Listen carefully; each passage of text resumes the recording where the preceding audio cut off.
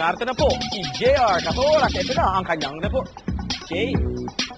Thanks, Drew. Mga estudyante ng Letran handa na makipagtalbugan sa mga nagtatangkaran, pati mga klase nila iniwan para makipaglaro sa kanila at makipagrally sa isang kakaibang pasimula ng playoffs.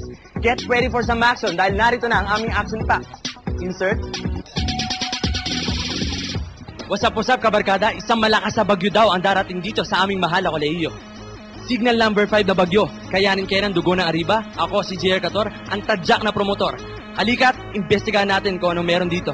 Suot ang aking pang-ulan at forms. Nagtungo ako sa sentro ng aming paaralan. Teka, mukhang nagkakagulo rin sila kahit wala pang nasabing sakuna. Miss, bakit ka nandito?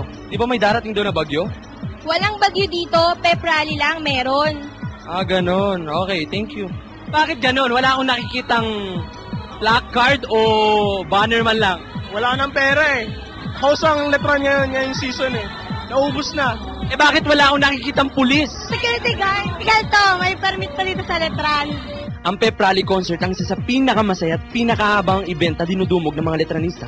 Isa itong paraan ng kanilang pagsuporta para sa mga players ng nalalapit na NCAA.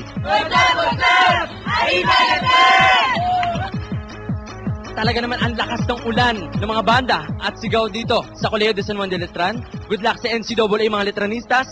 Para sa inyo, Arriba Letran! Ako yung tadyak promotor na si JR Cator para sa What's Up With You. What's up? Solid! Maraming